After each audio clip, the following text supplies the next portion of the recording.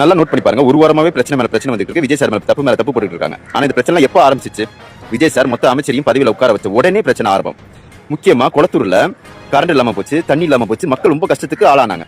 நல்லா நோட் பண்ணி பாருங்க. அந்த தொகுதியில முன்னாடி யார் எம்எல்ஏ இருந்தாங்க, யார் அங்க தோத்து போனா உங்களுக்கே தெரியும்.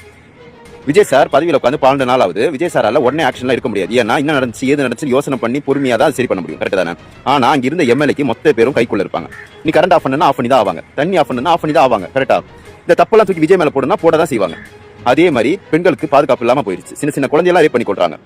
இது எல்லாத்துக்குமே காரணம் என்னன்னா 6 மாசத்துக்குள்ள விஜய் சார் மேல தப்ப உருவாக்கணும். அப்பதான் நம்பிக்கையில்லா தீர்மானம் கொண்டாட முடியும். எவ்வளவு ஸ்ட்ராங்கான தப்ப நம்ம விஜய் சார் மேல போடுறோமோ அவ்வளவும் விஜய் சாருக்கு பதவி கேன்சல் ஆகிறதுக்கு 100% வாய்ப்பு இருக்கு.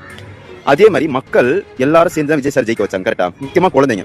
அவங்க பிளான் என்னன்னா, எந்த குழந்தைய வச்சு நீ ஜெயிச்சியோ, எந்த மக்களை வச்சு நீ ஜெயிச்சியோ அந்த மக்கள் கிட்டே உனக்கு கெட்ட பேரை வாங்க வச்சு அங்கேயே உனக்கு தோக்கடிச்சு காட்டுறது தான் அவங்க பிளான். அதெல்லாம் நம்ம புரிஞ்சுக்கணும். ஏன்னா நல்லா நோட் பண்ணி பாருங்க. ஒரு வீட்டை கட்டினாவே ஒரு 3 மாசம் 4 மாசம் ஆகும். அதே மாதிரி ஒரு ஸ்கூலுக்கு போனா உடனே எல்லாம் டிகிரி வாங்க முடியாது. 50 வருஷமா 2 கட்சிக்காரங்க நாட்டையே கெடுத்து வச்சிருக்காங்க. விஜய் சார் 12 நாள் தான் ஆகுது பதவியில் உட்காந்து. அவர் இன்னும் ஏதுன்னு கண்டுபிடிக்கவே 1 மாசம் 2 மாசம் ஆயிரும்.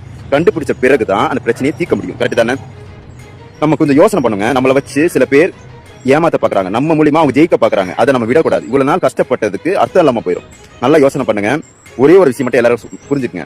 நீங்க என்ன சொன்னாலும் ஏது சொன்னாலும் எங்க அண்ணனை நாங்க கைவிட மாட்டோம் அப்படி மட்டும் 100% உறுதியா இருங்களேன். எவனும் இது ஒன்னும் கொடுக்க முடியாது. நல்லா யோசனை பண்ணி பாருங்க. 2.5 வயசு குழந்தைய டிஎம்கே கார ரேப் பண்ணி கொண்டான். அப்ப ஏன் முக ஸ்டாலின் சாரும் உதயநிதி சாரும் எடப்பாடியும் இப்ப சில பேர் பேசுறாங்க ஏன் அப்ப பேசல? ஏன்னா புதுசா ஒருத்த வந்து உட்கார்ந்து அவங்களால ஏத்துக்க முடியல.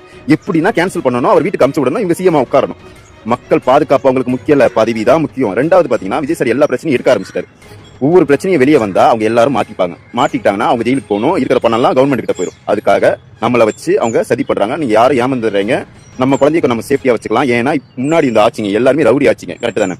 நம்ம விஜய் நிச்சயம் எல்லா பிரச்சனையும் தீர்த்து வைப்பாரு. நம்பிக்கையா இருங்க, உறுதியா இருங்க.